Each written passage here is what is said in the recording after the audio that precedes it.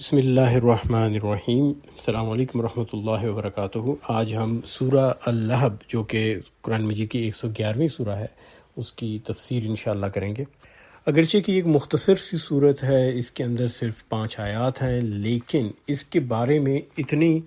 اختلافات ہیں خاص طور پہ آج کل کے زمانے میں کہ اس کو تفصیل سے پڑھنا بہت ضروری ہے۔ مفسرین کی اس کے بارے میں مختلف رائے رہی ہے، بالکل اوائل سے ہی مختلف آیات کے بارے میں مختلف تفصیلات بیان کی گئی ہیں، لیکن آج کل کے زمانے میں نے دیکھا ہے کہ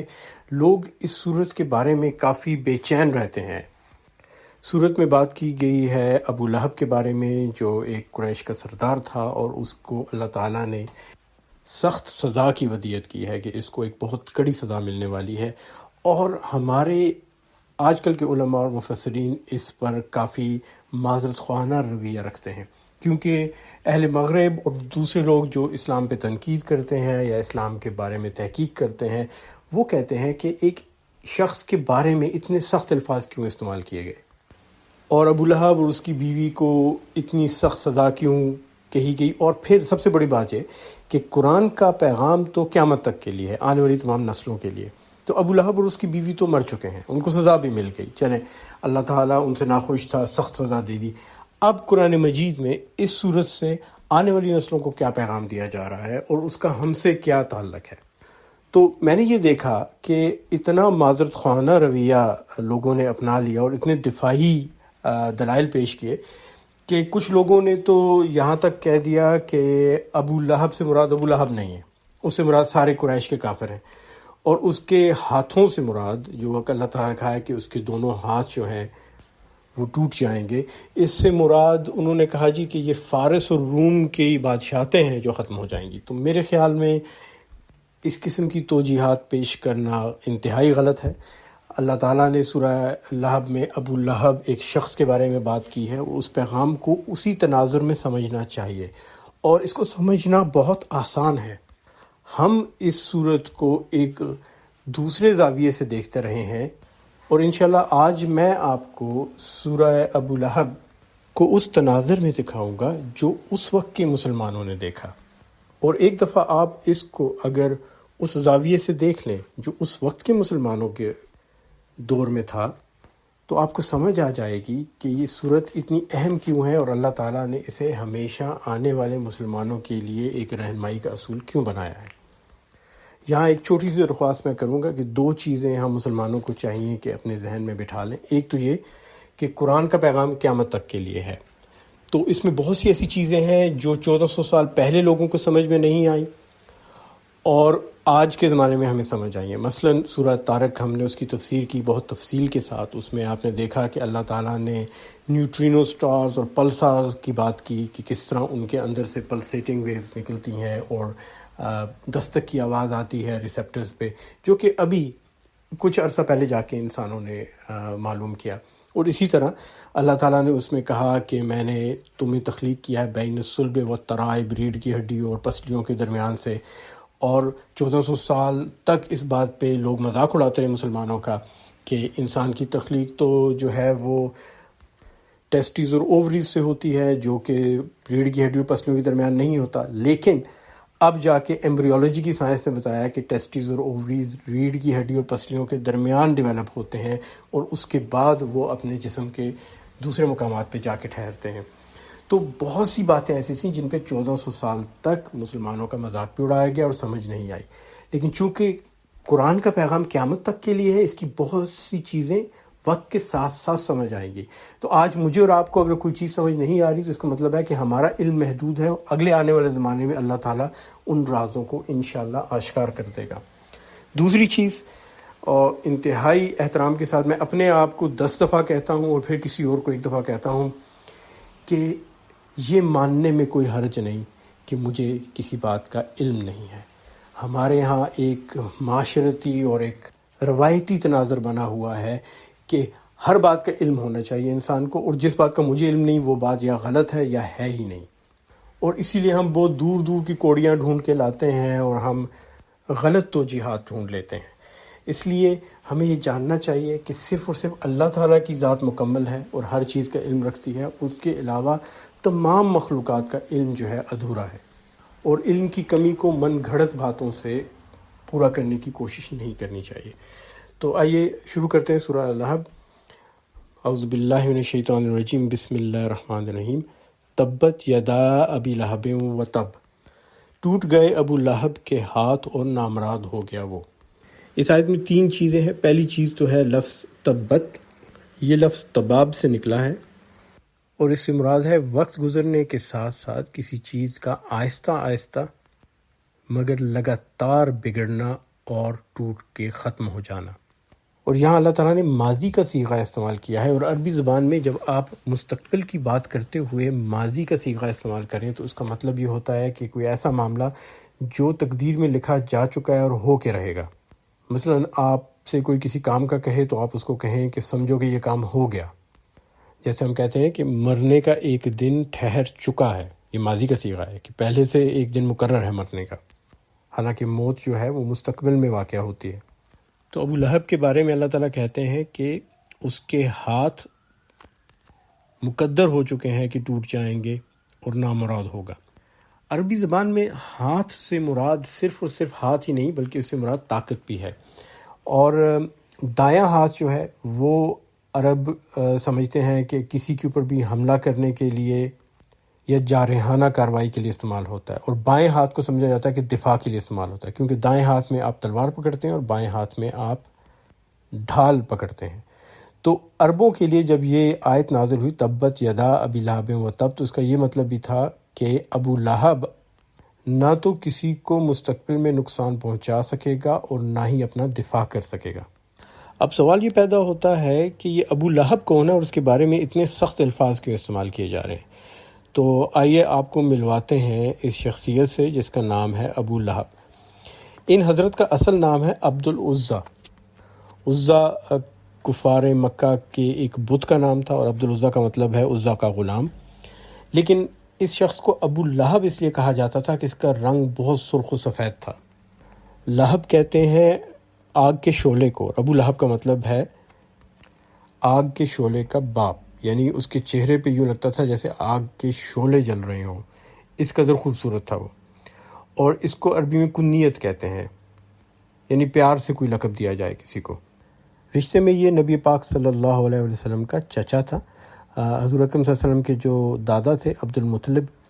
ان کی ایک بیوی تھی جس کا نام تھا لبنہ بنت حجر، یہ ان کا بیٹا تھا۔ ان کی دوسری بیوی جو فاطمہ بنت عمر تھی جو بنی مخزوم قبیلے سے تھیں، ان میں سے نبی پاک صلی اللہ علیہ وسلم کے والد اور باقی چچا جو تھے ان کی ولادت ہوئی تھی۔ اب یہ شخص صرف خوبصورت ہی نہیں تھا بلکہ بہت ہی امیر بھی تھا۔ کہتے ہیں کہ عربوں میں بہت گنے چنے لوگ تھے جن کے پاس سونے کی بہت بڑی تعداد تھی، اور یہ ان میں سے ایک تھا۔ آپ یوں سمجھیے کہ قریش کے جو 4 امیر ترین لوگ تھے ان میں سے یہ ایک تھا، اور اس کے ساتھ ساتھ اس کے پاس طاقت بھی بہت تھی۔ عرب جو تھے ان کے یہاں قریش کا قبیلہ تجارت سنبھالتا تھا ایشیا، افریقہ اور یورپ کے درمیان، اور اس ساری تجارت کا جو پیسہ آتا تھا اس کی ذمہ داری ابو لہب پہ تھی۔ تو آپ یوں سمجھیے کہ یہ ان کا وزیر معیشت تھا اور خزانے کا انچارج تھا، تو خزانچی بھی یہ تھا، اس کے پاس تمام پیسہ ہوا کرتا تھا، تو معاشرے میں اس کا بڑا مقام تھا، اچھی حسب و نسب کا تھا، اور اللہ تعالیٰ کی عنایات کا سلسلہ اس پہ مزید جاری و ساری تھا۔ ایک تو خود یہ بڑا خوبصورت اور امیر تھا، اور اس کی شادی جس عورت سے ہوئی تھی وہ بھی ایک انتہائی حسین و جمیل عورت تھی۔ نام اس کا عروہ تھا، لیکن اس کی کنیت پیار سے اس کو جو کہا جاتا تھا وہ تھا ام جمیل، جس کا مطلب تھا خوبصورتی کی ماں، یعنی انتہائی حسین عورت تھی۔ اور نہ صرف کہ وہ حسین تھی بلکہ وہ قریش کے ایک بہت بڑے سردار حرب کی بیٹی تھی۔ ان کے بھائی کا نام تھا ابو سفیان، اور ان کے دادا کا نام تھا امیہ، سو بنو امیہ جس کے نام سے منسوب ہے وہ اس کے دادا تھے۔ اور خوبصورتی کے ساتھ ساتھ جس کے پاس پیسہ بھی بہت تھا اور بہت پڑھی لکھی تھی۔ اس زمانے میں مردوں کا پڑھنا بہت ہی نایاب تھا، اور یہ عورت ہو کے پڑھی لکھی تھی اور بہت اچھی شاعرہ تھی، اس کی شاعری کی بھی بڑی دھوم تھی۔ تو یوں سمجھیے کہ ابو لہب کے اوپر اللہ تعالیٰ کی سب عنایات تھی، اولاد بھی بہت تھی، 3 بیٹے اور 3 بیٹیاں تھیں، اللہ تعالیٰ نے اس کو کوئی کمی نہیں دی تھی۔ اور پھر یہ نبی پاک صلی اللہ علیہ وسلم کا پڑوسی تھا، اس کا گھر اور نبی پاک صلی اللہ علیہ وسلم کا گھر ایک ساتھ جڑے ہوئے تھے، بیچ میں ایک دیوار سانجھی تھی، اور نبی پاک صلی اللہ علیہ وسلم کی اس کے بچوں سے اتنی محبت تھی کہ اس کے 2 بیٹے عتیبہ اور عتبہ، ان کے ساتھ نبی پاک صلی اللہ علیہ وسلم نے اپنی 2 بیٹیوں ام کلثوم اور رقیہ رضی اللہ عنہ ان کی شادی کی۔ تو اللہ تعالیٰ نے اس کو ہر لحاظ سے خوش نصیبی عطا کی تھی، اور معاملات صحیح چل رہے تھے اس کے لیے اس دن تک جب نبی پاک صلی اللہ علیہ وسلم نے نبوت کا اعلان کیا۔ اب عربوں کے ہاں ایک رواج تھا مکہ کے اندر کہ اگر انہوں نے کوئی بہت اہم بات کرنی ہوتی تو وہ کسی پہاڑی پر جا کے کھڑے ہو جاتے اور وہاں جا کے چلا کے کہتے تھے وَصَبَاحَ وَصَبَاحَ، جس کا مطلب تھا کہ ایک بہت ہی مشکل وقت آنے والا ہے، ایک مشکل صبح طلوع ہونے والی ہے۔ اور ایسا کرتے ہوئے عرب اپنے کپڑے اتار دیا کرتے تھے، اور اس کا مقصد یہ ہوتا تھا کہ پہاڑی پہ کھڑے شخص کی اگر کوئی آواز سن نہیں سکتا تو کم از کم یہ دیکھ لے گا کہ ایک شخص برہنہ کھڑا ہے پہاڑی پہ، اور اس کا مطلب ہے کہ اس نے کوئی بہت ہی اہم بات کہنی ہے، کوئی بہت ہی ضروری ایمرجنسی ہے، جس کے لیے فوری طور پہ سارے جمع ہو کے اس کی بات سنتے تھے۔ تو جب نبی پاک صلی اللہ علیہ وسلم نے اپنا پہلا خطبہ دیا اور دین کی اشاعت کی تو وہ صفا کی پہاڑی پر گئے، لیکن انہوں نے وہ نہیں کیا جو عرب کرتے تھے۔ انہوں نے اپنا لباس پورے کا پورا پہن رکھا تھا، اور انہوں نے وہاں اونچی آواز میں جا کے کہا وَصَبَاحَ وَصَبَاحَ، تاکہ سب لوگ جمع ہو جائیں، اور سب لوگ جمع ہو گئے صفا کے پہاڑی کے گرد۔ ان میں ابو لہب بھی تھا۔ تو نبی پاک صلی اللہ علیہ وسلم نے ان سے پوچھا کہ اگر میں تم لوگوں کو یہ کہوں کہ اس پہاڑ کے پیچھے دشمن کے گھوڑے تیار ہیں حملہ کرنے کے لیے، تو کیا تم میرا یقین کر لو گے؟ تو لوگوں نے کہا کہ ہاں بالکل، آپ سچے ہیں، آپ نے کبھی جھوٹ نہیں بولا، ہم آپ کی بات کا یقین کریں گے۔ تو نبی پاک صلی اللہ علیہ وسلم نے کہا کہ پھر یقین کرو کہ میں اللہ کا نبی ہوں، اور تمہیں میں خبردار کرتا ہوں قیامت کے دن سے، اور اس بات سے کہ مرنے کے بعد تم زندہ ہوگے اور اپنے اعمال کا حساب دو گے اللہ کے ہاں۔ اس موقع پر ابو لہب نے ایک پتھر اٹھا لیا ہاتھ میں، جیسے کہ وہ مارنے والا ہو، نعوذ باللہ، نبی پاک صلی اللہ علیہ وسلم کو، اور کہنے لگا تباً تباً لکا، کہ برباد ہو جائیں تو، نعوذ باللہ، الہٰذا جمعتنا، اس کام کے لیے ہمیں جمع کیا تو نے۔ اب یہاں غور کیجیے گا، اس نے لفظ استعمال کیا تباً، اور سورہ ابو لہب کی پہلی آیت بھی ہے تبت یدا ابی لہب وتب۔ تو پہلے دن سے ہی اس شخص کو سخت تکلیف تھی اسلام کے پیغام سے۔ اس کے بعد نبی پاک صلی اللہ علیہ وسلم نے قریش کے سرداروں کو بلا کے ان کی دعوت کی اور ان کو اسلام کا پیغام دیا، تو انہوں نے نہیں سنا، شور شرابہ مچا کے چلے گئے۔ ایک دفعہ دوبارہ نبی پاک صلی اللہ علیہ وسلم نے دعوت دی اور تمام سرداروں کو بلایا، اس میں ابو لہب بھی آیا، اور اس دفعہ انہوں نے بیٹھ کے نبی پاک صلی اللہ علیہ وسلم کا سارا پیغام سنا۔ تو جب بات مکمل ہو گئی تو ابو لہب نے نبی پاک صلی اللہ علیہ وسلم سے کہا اگر میں تمہارے دین کو اختیار کر لوں تو مجھے اس میں کیا خاص مقام ملے گا، میری اس میں کیا فضیلت ہوگی باقی سارے مسلمانوں پہ؟ تو نبی پاک صلی اللہ علیہ وسلم نے کہا وہی جو باقی ایمان والوں کو ملے گا، کیونکہ اس دین میں کسی کی کوئی خاص حیثیت نہیں ہے، آپ کو اور کیا چاہیے؟ اب یہاں پہ نبی پاک صلی اللہ علیہ وسلم نے ان کے لیے لفظ آپ استعمال کیا بڑے احترام سے، کہ آپ کو اور کیا چاہیے؟ اللہ تعالیٰ نے جنت کا وعدہ کیا ہے، دنیا اور آخرت میں بھلائی کا وعدہ کیا ہے، سب سے کیا ہے، اور سب مسلمان اور سب انسان برابر ہیں۔ تو اس بات پہ ابو لہب کو غصہ آ گیا اور کہنے لگا تباً لہذا الدین تباً ان اکون وہؤلاء سواء، ستیہ ناس ہو، برباد ہو جائے یہ دین جس میں میں اور یہ دوسرے لوگ برابر ہوں۔ ابھی وہ قریش کے سرداروں کی طرف اشارہ کر کے کہہ رہا ہے جو اس وقت کھانے میں بیٹھے ہیں کہ میں ان کے برابر ہوں، تو ایسا دین برباد ہو جائے، ایسا مذہب برباد ہو جائے جس میں میرے جیسے بندے کو کوئی خاص حیثیت حاصل نہیں ہے، اور اگر میں اختیار کروں تو میں ان کے برابر آ جاؤں۔ اب آپ سوچیں کہ وہ باقی قریش کے سرداروں کے برابر آنے پہ غصہ آ رہا ہے، اگر اس کو یہ پتہ چلے کہ اس دین میں تو بلال حبشی اور سلمان فارسی جیسے غلام بھی برابر ہیں تو اس کا کیا حال ہوگا؟ اور یہی ہوا آگے چل کے۔ اس کو اسلام پہ بہت بڑا اعتراض یہ تھا کہ یہاں تو غریب غربا اور غلاموں کو بھی برابر کر دیا ہے اللہ نے، اور پھر یہ شخص بار بار ایک ہی لفظ استعمال کرتا ہے تباً تباً، جب بات ہوتی ہے تو یہ کہتا ہے برباد ہو جائے، ستیہ ناس ہو جائے، ٹوٹ جائے۔ تو یوں لگتا ہے کہ اس کا جو سب سے پسندیدہ لفظ ہے بددعا دینے کا وہ ہے تباً، اسی لیے اللہ تعالیٰ نے اس آیت میں اس کے لیے بھی لفظ تبت استعمال کیا۔ اب اس دن کے بعد سے ابو لہب مزید بگڑ گیا، چونکہ نبی پاک صلی اللہ علیہ وسلم کے پڑوس میں تھا، تو اس نے پہلا کام تو یہ کیا کہ ان کے گھر اپنا سارا کوڑا کچرا غلاظت پھینک دیا کرتا تھا، اور جب نبی پاک صلی اللہ علیہ وسلم نماز پڑھ رہے ہوتے تھے خاص طور پہ، تو یہ ان کے اوپر آ کے کوئی نہ کوئی ایسی گندی چیز پھینک دیتا تھا، جیسے کوئی بکرے کی اوجری ہو یا اس قسم کی چیز جس سے بدبو پیدا ہوتی ہو۔ اور صرف یہی نہیں، جب گھر میں کھانا بنتا تھا، اور چونکہ کھانا آگ پہ بنتا تھا تو اکثر صحن میں بنایا جاتا تھا، تو جب کھانا تقریباً تیار ہو رہا ہوتا، یہ طاق میں ہوتا تھا، اور جیسے ہی کھانا تیار ہوتا تو یہ اس میں کوئی نہ کوئی غلاظت لا کے پھینک دیتا تھا تاکہ وہ کھایا نہ جا سکے۔ اس کی بیوی رات کو جا کے خاردار جھاڑیاں لا کے نبی پاک صلی اللہ علیہ وسلم کے دروازے کے آگے ڈال دیتی تاکہ اندھیرے میں وہ اگر باہر نکلیں ان کے پاؤں زخمی ہو جائیں۔ پھر اس نے اپنے دونوں بیٹوں کو کہا کہ میں تم سے سارے تعلق توڑ دوں گا اگر تم نے نبی پاک صلی اللہ علیہ وسلم کی بیٹیوں کو طلاق نہ دی۔ تو انہوں نے ان دونوں بیٹیوں کو، ام کلثوم اور رقیہ رضی اللہ عنہ کو طلاق دے دی۔ اور ایک بیٹا عتیبہ، وہ تو اس قدر اشتعال میں تھا کہ اس نے نبی پاک صلی اللہ علیہ وسلم کے سامنے جا کے گستاخی بھی کی اور تھوکنے کی کوشش کی، اور بات ہے کہ اس کا تھوک پہنچ نہیں سکا، لیکن اس نے انتہائی گستاخی کی ان کے سامنے جا کے۔ اور نبی پاک صلی اللہ علیہ وسلم کو اس چیز کا بہت دکھ ہوا، کیونکہ یہ وہ بچے تھے جن کو انہوں نے اپنے بیٹوں کی طرح پالا تھا اور اپنی بیٹیوں کا رشتے ان سے کروائے تھے، اور انہوں نے آ کر نہ صرف کہ بیٹیوں کو طلاق دے دی بلکہ ان میں سے ایک نے آ کے سخت گستاخی کی نبی پاک صلی اللہ علیہ وسلم کے حضور۔ اس کے بعد اگلا قدم اس نے یہ اٹھایا کہ جہاں نبی پاک صلی اللہ علیہ وسلم تبلیغ کرنے جاتے وہاں یہ پہنچ جاتا اور ان کو تکلیف اور اذیت دینے کی کوشش کرتا۔ تو ایک صحابی ہیں ربیعہ بن عباد الدیلی، وہ کہتے ہیں کہ میں بچپن میں بازار میں گیا، ذوالمجاز کے بازار میں، اور وہاں دیکھا کہ نبی پاک صلی اللہ علیہ وسلم جو ہیں تبلیغ کر رہے ہیں، کہہ رہے ہیں لا الہ الا اللہ، اللہ کے علاوہ کوئی اور معبود نہیں، اور ایک شخص ان کے پیچھے پیچھے چلا جا رہا ہے اور کہہ رہا ہے کہ یہ جھوٹ بول رہا ہے، اس نے اپنے آبا و اجداد کا مذہب چھوڑ دیا ہے۔ تو کہنے لگے میں نے اپنے والد سے پوچھا کہ یہ شخص کون ہے، تو انہوں نے کہا یہ نبی پاک صلی اللہ علیہ وسلم کا چچا ابو لہب ہے۔ اسی طرح دوسرے صحابی ہیں طارق بن عبداللہ المحاربی، وہ بھی ذوالمجاز کے بازار میں تھے، اور انہوں نے کہا کہ میں نے دیکھا کہ نبی پاک صلی اللہ علیہ وسلم کہہ رہے ہیں لا الہ الا اللہ،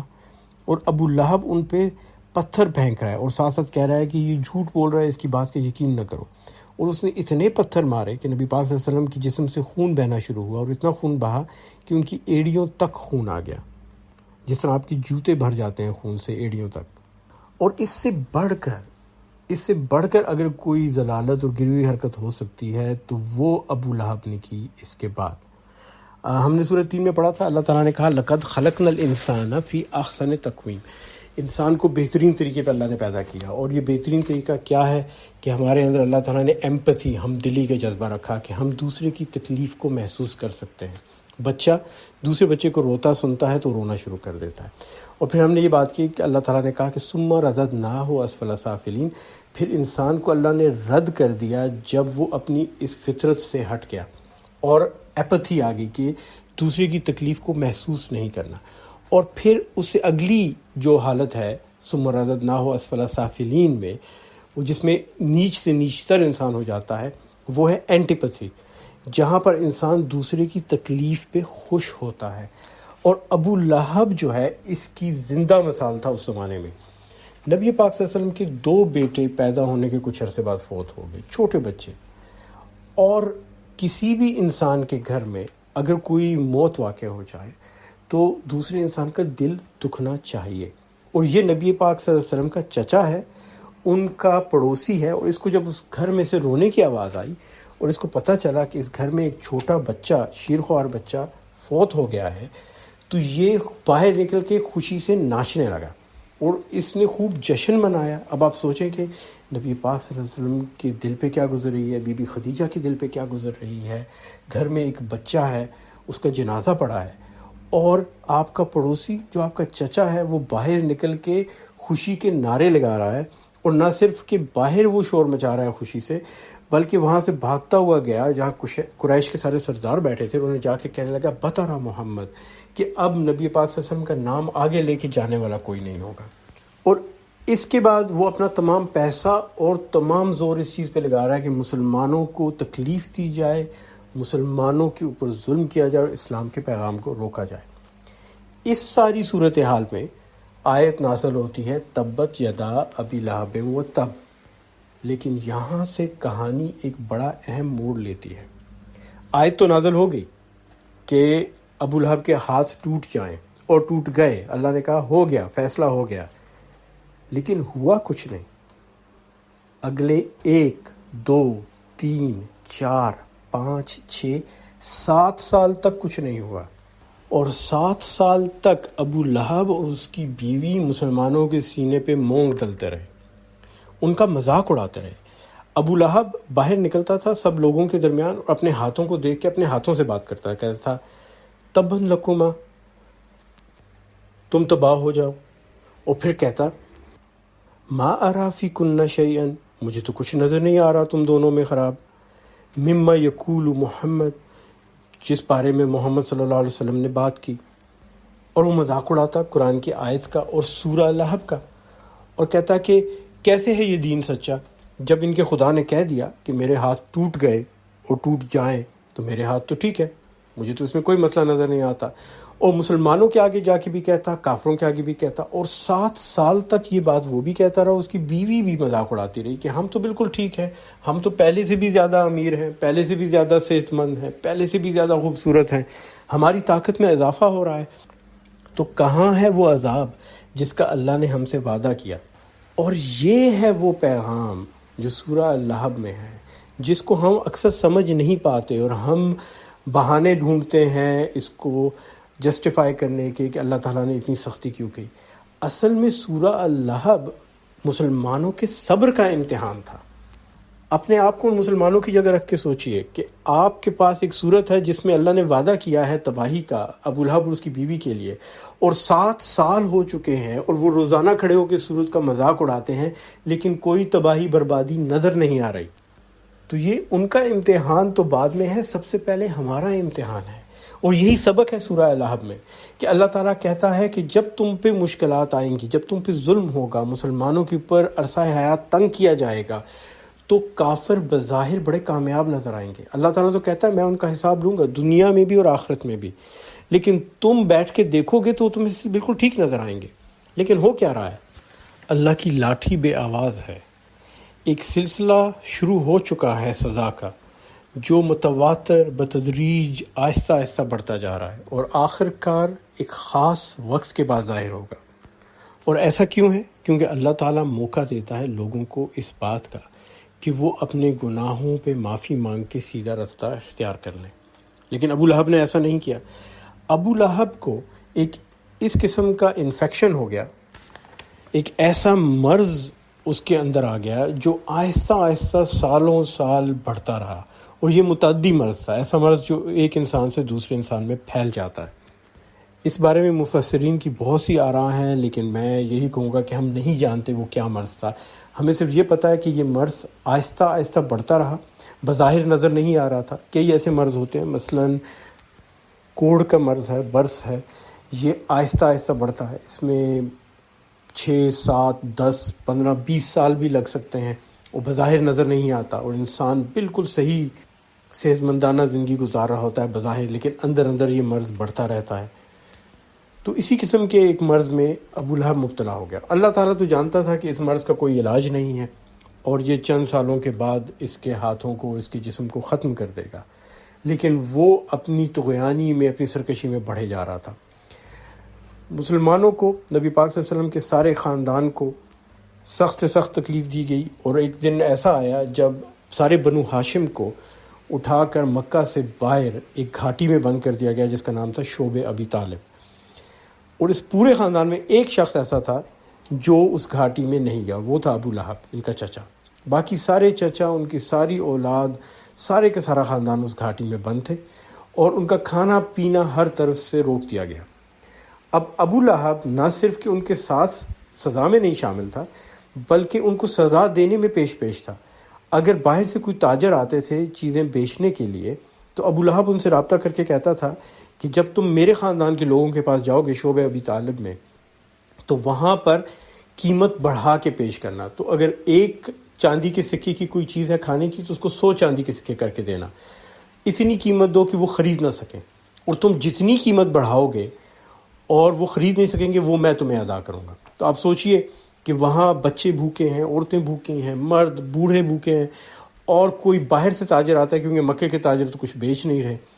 تو لوگ کھانا لینے جاتے ہیں اور ان سے کہتے ہیں کہ روٹی کتنے کی ہے، تو وہ قیمت بڑھا کے پیش کرتا ہے، اور اگر آپ وہ قیمت دے سکتے ہیں تو وہ اس سے بھی آگے بڑھا دیتا ہے، آپ وہ دینا چاہیں تو وہ اس سے بھی آگے بڑھاتا ہے، اس وقت تک جب تک آپ کہتے ہیں کہ میرے پاس اتنی قیمت دینے کو نہیں ہے. اور پھر وہ لوٹ جاتا ہے اور جا کے ابو لہب کو کہتا ہے کہ میں اتنی قیمت پہ ان سے انکار کروا کے آیا ہوں، ان کے پاس پیسے نہیں تھے، اور ابو لہب اپنی جیب سے وہ پیسے دے کے وہ چیز خرید لیتا ہے.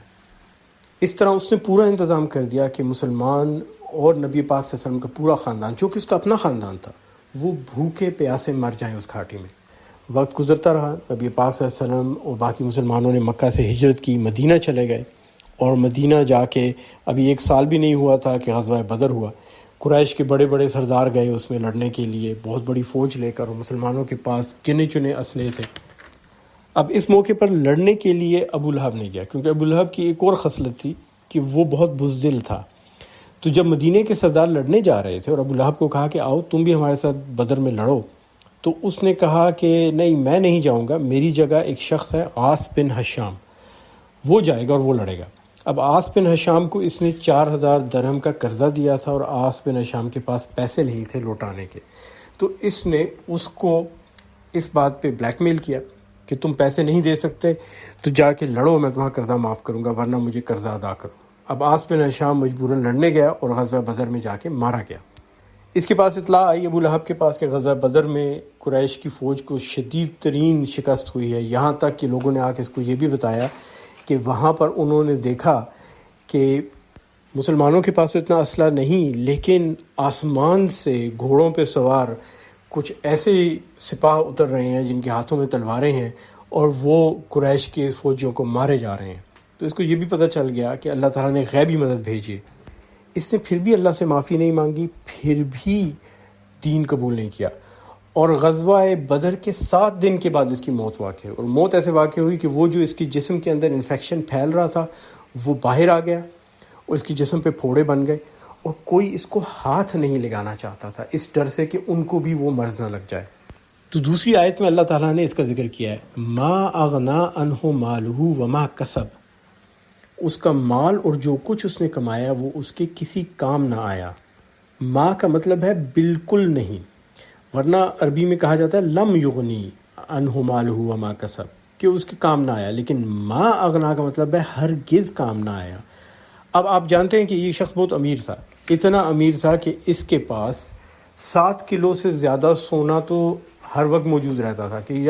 جب بھی خرچ کرنا چاہے، جس کو ہم ڈسپوزیبل انکم کہتے ہیں، جو کھلا پیسہ ہوتا ہے، 7 کلو سے زیادہ اس کے پاس سونا تھا. لیکن وہ اس کے بالکل بھی کام نہیں آیا، کیونکہ جن سونے کے سکوں کو اس کے ہاتھ لگے تھے اس کو کوئی اور ہاتھ نہیں لگانا چاہ رہا تھا، اس ڈر سے کہ ان کو ان سکوں سے وہی بیماری متعدی مرض نہ لگ جائے جو اس کو ہے. اور پھر اس کے 6 بچے اور بیوی وہ بھی اس سے دور بھاگنے لگے. اس کے جو بیٹے تھے، عتیبہ تو پہلے ہی مر گیا، وہ شام کے قافلے میں گیا اور وہاں پر رات کو ایک شیر نے حملہ کیا، اور سارے جانوروں سب لوگوں کو چھوڑ کے بالکل درمیان میں جس خیمے میں یہ لیٹا تھا وہاں جا کے اس کو اٹھا کے لے گیا. دوسرا جو بیٹا تھا عتبہ اور مطیب، وہ اس کے قریب نہیں آئے. اس کی 3 بیٹیاں تھیں، درہ، عزہ اور خالدہ، وہ بھی اس کو ہاتھ نہیں لگاتی تھیں، اور یہ اس حالت میں مرا کہ کوئی شخص اس کے قریب آ کر اس کو چھونا بھی نہیں چاہتا تھا. ما اغنا عنہ مالہ وما کسب. اور مرنے کے بعد 3 دن تک اس کی لاش گھر میں پڑی رہی، اور اس کے اپنے خاندان نے لاش نہیں اٹھائی، اور لاش سے بدبو آنی شروع ہو گئی. اور پھر محلے والوں نے آ کے، ہمسایوں نے آ کے اعتراض کیا کہ ہم اس محلے میں رہ نہیں سکتے بدبو کی وجہ سے. اور اس کے بیٹوں نے جا کر پیسے دیے کچھ حبشہ کے غلاموں کو، انہوں نے بھی کہا کہ ہم پیسے منہ مانگے لیں گے لیکن ہاتھ نہیں لگائیں گے. تو وہ لکڑیاں لے کر آئے بڑی بڑی، ان لکڑیوں سے اس کے جسم کو دھکیل کے بستر سے گرایا اور پھر دھکیل کے گھر سے نکالا، اور اسی طرح لکڑیوں کے ساتھ اس کو دھکا دیتے دیتے وہ مکہ سے باہر لے کے گئے جہاں دفن کرنا تھا. وہاں ایک گڑھا کھودا، اس گھڑے میں اس کو پھینک دیا اور اوپر سے مٹی ڈال دی. اور اس کی وہ بچے جن پہ یہ اس کو بڑا ناز تھا، اور نبی پاک صلی اللہ علیہ وسلم کا یہ مذاق اڑایا کرتا تھا کہ ان کی کوئی نرینہ اولاد نہیں، ان بچوں میں عتیبہ مر گیا شیر کے ہاتھوں. عتبہ اور مطیب دونوں نے اسلام قبول کیا فتح مکہ پہ، اور اس کی بیٹی جو تھی درہ وہ بعد میں حدیث کی راوی بنی، اور انہوں نے زید ابن حارث سے شادی کی. اب دیکھیے یہ وہ بندہ ہے جو کہتا تھا کہ میں اسلام اس لیے قبول نہیں کرتا کہ اسلام میں مجھے باقی قریش کے سرداروں سے اوپر کا کوئی مقام نہیں مل رہا، اور یہ مذہب سب کو برابر کہتا ہے۔ اور اللہ تعالیٰ نے اس کی بیٹی کے لیے وہ شخص منتخب کیا، زید بن حارث، جو کہ نبی پاک صلی اللہ علیہ وسلم کے منہ بولے بیٹے تھے لیکن اصل میں غلام تھے، یمنی غلام تھے۔ نبی پاک صلی اللہ علیہ وسلم نے ان کو کبھی غلام نہیں سمجھا اور بچپن سے اپنے بیٹے کی طرح پالا، اور اسی نبی پاک صلی اللہ علیہ وسلم کے منہ بولے بیٹے سے اس کی بیٹی درہ نے شادی کی، اور بعد میں وہ انہوں نے حدیثیں بیان کی، ان نبی پاک صلی اللہ علیہ وسلم کی حدیثیں جن کی شان میں یہ گستاخی کرتا تھا وہ اس کی بیٹی نے بیان کی۔ تو اس کی اولاد کو اللہ تعالیٰ نے جو عزت عطا کی وہ نبی پاک صلی اللہ علیہ وسلم کی نسبت سے عطا کی، اپنے باپ کی نسبت سے نہیں۔ اور پھر مستقبل میں کیا ہوا اس کے ساتھ؟ تو اللہ تعالیٰ فرماتے ہیں سیصلی نارا ذات لہب، ضرور وہ شعلہ زن آگ میں ڈالا جائے گا۔ سیصلی کا مطلب ہے کہ بہت جلد، نارن سے مراد ہے آگ، اور ذات لہب سے مراد ہے ایسی آگ جس کے اندر سے سرخ شعلے نکل رہے ہیں۔ اب اس کا نام بھی ابو لہب ہے، اس کی چہرے کی رنگت بھی سرخ شعلے کی طرح تھی، اور اللہ کہنے لگا کہ اس کو قیامت کے دن بھی سزا کے طور پہ ویسے ہی آگ دی جائے گی جس کے اندر سے سرخ شعلے نکل رہے ہیں۔ اور پھر اس کی بیوی کے ساتھ کیا ہو؟ وَأَمْرَتَهُ حَمَّالَةَ الْحَطَبِ، اور اس کے ساتھ اس کی جورو بھی، امرتہ کا مطلب ہے اس کی عورت، جو لگائی بجھائی کرنے والی ہے۔ تو یہاں ہمارے سامنے اب اس صورت کا دوسرا کردار آ رہا ہے جو ہے اس کی بیوی، اور بیوی کا نام تھا عروہ بنت حرب ابن امیہ۔ یہ بہت بڑے سردار کی بیٹی تھی اور یہ بہن تھی ابو سفیان کی،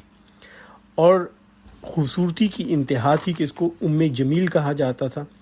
اور اس کے ساتھ ساتھ یہ پڑھی لکھی تھی اور شاعرہ تھی اور بہت امیر و کبیر تھی۔ لیکن ان سب چیزوں کے باوجود وہ جو کام کرتی تھی وہ یہ تھا کہ رات کو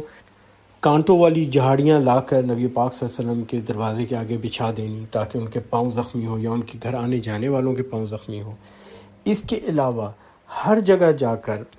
فتنہ اور فساد برپا کرنا، لوگوں کے ہاں جا کے برائیاں کرنی اسلام کے بارے میں، لوگوں کو ڈرانا دھمکانا۔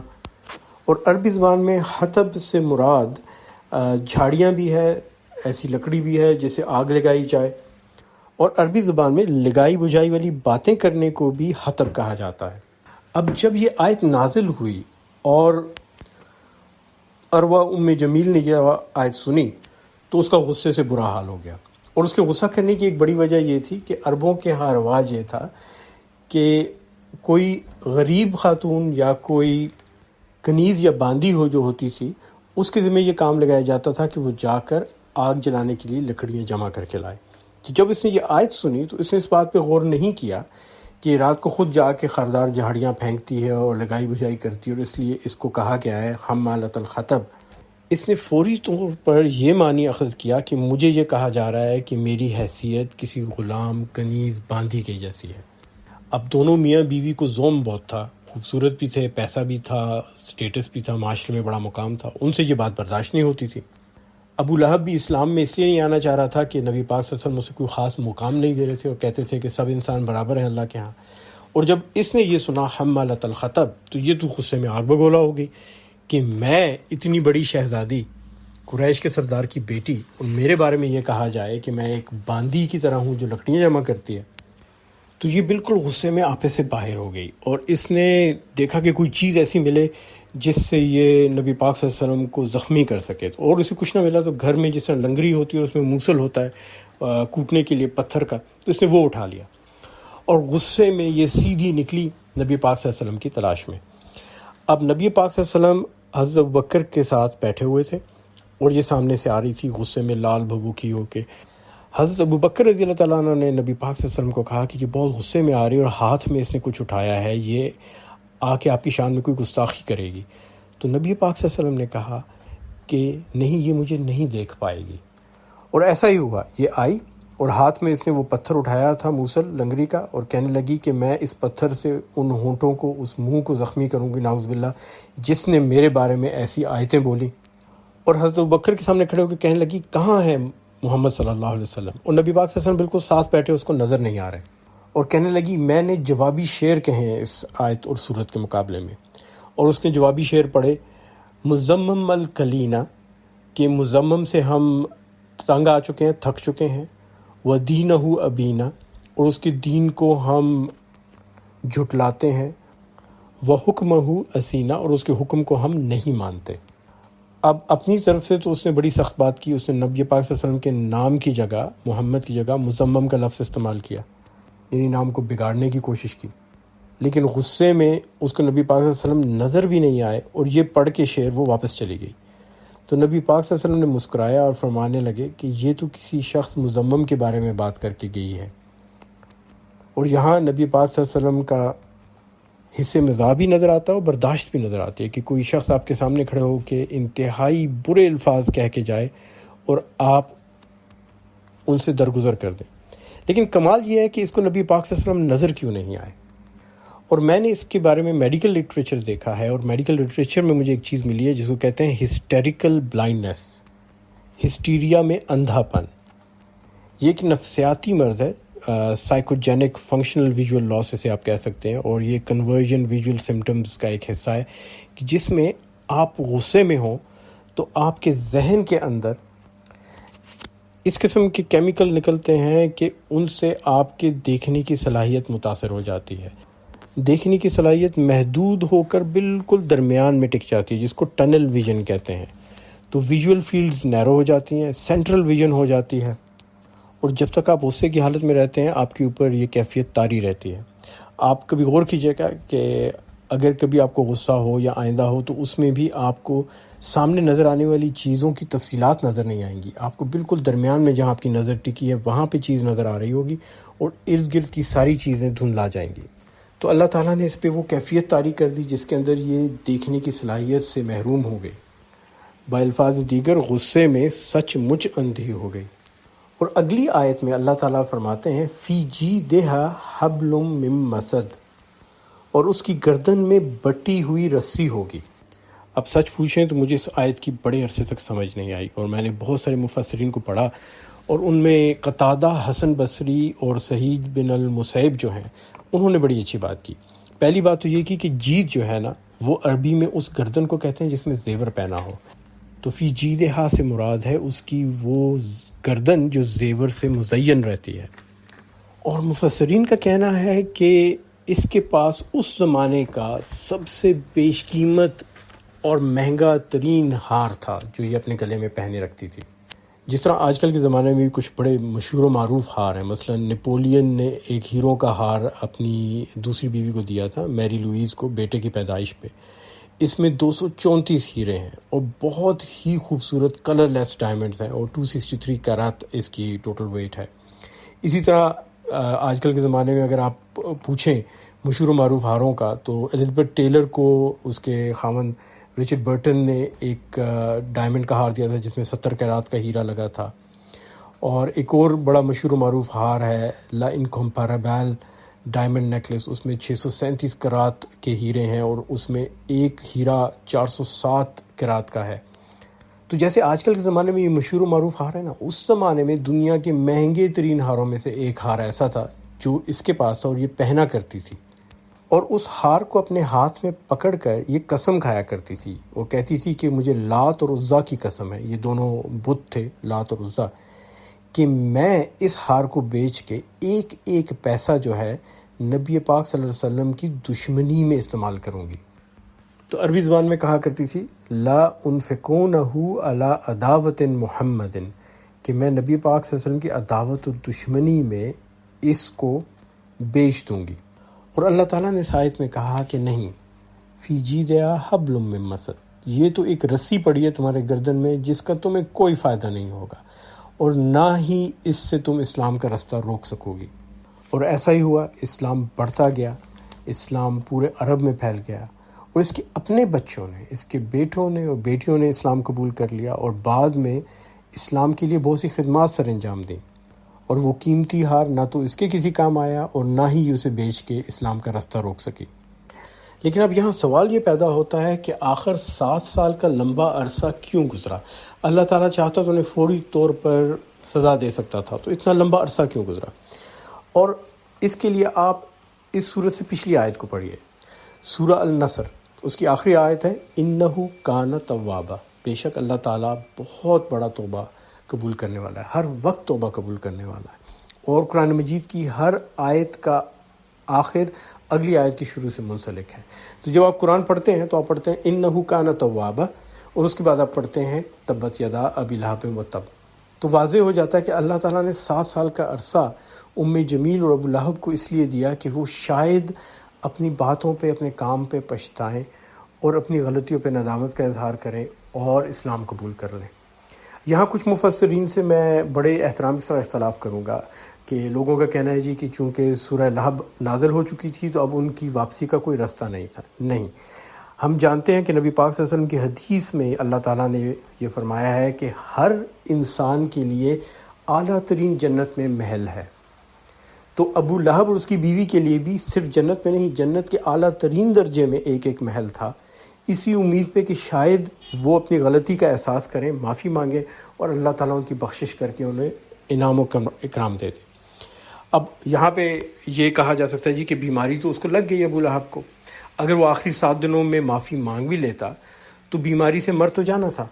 تو بالکل، لیکن اس کا یہ مطلب نہیں کہ جب بھی انسان کو بیماری لگے تو وہ سزا ہی ہے۔ اگر انسان اللہ سے معافی مانگ لے تو وہ بیماری جو سزا کے طور پہ آئی ہے وہ آزمائش بن جاتی ہے، اور آزمائش میں پورا اترنے پہ اللہ اجر دیتا ہے۔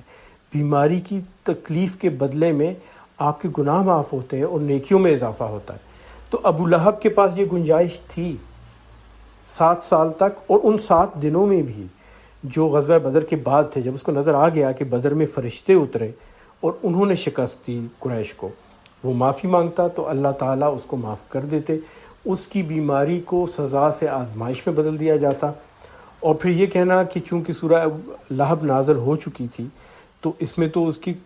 آگ میں جلنے کی سزا بھی بتائی گئی، تو اللہ تعالیٰ ایک اور صورت بھی نازل کر سکتا تھا، اللہ تعالیٰ مزید آیات نازل کر کے اس کی معافی کا اعلان بھی کر سکتا تھا۔ اللہ تعالیٰ ہر چیز پر قادر ہے، ہم لوگ تقدیر کے ہاتھوں بندھے ہیں، لیکن اللہ تعالیٰ تقدیر کے ساتھ بندھا نہیں بلکہ تقدیر اس کے ہاتھ میں، ان اللہ علی کل شیء قدیر، وہ ہر چیز پہ قادر ہے، وہ تقدیریں بدل سکتا ہے۔ اور قرآن مجید میں یہ اللہ تعالیٰ نے مسلمانوں کو حکم دیا کہ وہ بیت المقدس کی طرف، یروشلم کی طرف منہ کر کے نماز پڑھیں، اور اس کے بعد پھر حکم دیا کہ اب یروشلم سے ہٹ کے مکہ کی طرف منہ کر کے نماز پڑھو۔ تو اللہ تعالیٰ جب چاہتا ہے اپنے فیصلے اور تقدیر کو بدل سکتا ہے، اور اگر ابو لہب اچھے اعمال کرتا تو اس آیت کے بعد، اس صورت کے بعد اللہ تعالیٰ اس کی بخشش کی صورت بھی نازل کر سکتا تھا، لیکن اس نے خود اپنی تقدیر کا انتخاب کیا۔ اور ایک بار پھر کہوں گا کہ سورہ لہب اصل میں مسلمانوں کے صبر کا امتحان تھی ان 7 سالوں کے لیے، جس میں ابو لہب اپنے ہاتھ دکھا دکھا کے پھرتا تھا، اس کی بیوی اپنے ہار کو پکڑ پکڑ کے کہتی تھی کہ میں مسلمانوں کی، نبی پاک صلی اللہ علیہ وسلم کی عداوت میں، دشمنی میں ایک ایک پیسہ خرچ کر دوں گی، اور مسلمان صبر و استقامت سے کھڑے تھے کہ اللہ کا وعدہ ہے کہ یہ ایسا نہیں کر پائیں گے اور اس کو سزا ملے گی، اور اگر اسے معافی نہ مانگی تو وہ سزا آ کے رہے گی، اور ویسا ہی ہوا۔ اللہ تعالیٰ ہمیں اپنے دین کو صحیح سمجھنے اور اس پہ پورا چلنے کی توفیق عطا فرمائے، اور ہم سے اپنے دین پر مکمل عمل کروائے، آمین ثم آمین۔ انشاءاللہ اگلے جمعے کو مزید تفسیر کے ساتھ ملیں گے۔ بہت بہت شکریہ سننے کا، ان سب لوگوں کا شکریہ جنہوں نے اس تفسیر کو ممکن بنایا، خاص طور پہ یاسر سلیم کا جو انتھک محنت کرتا ہے اور ہر ہفتے بہت محنت سے، بڑے خلوص کے ساتھ وہ ان کی ویڈیو بنا کے اپلوڈ کرتا ہے۔ اللہ تعالیٰ دنیا اور آخرت میں اس کو بھی اور ہم سب کو اس کا اجر عطا فرمائے۔ دعا کیجیے گا، دعاؤں میں یاد رکھیں، آمین ثم آمین۔ السلام علیکم ورحمۃ اللہ وبرکاتہ۔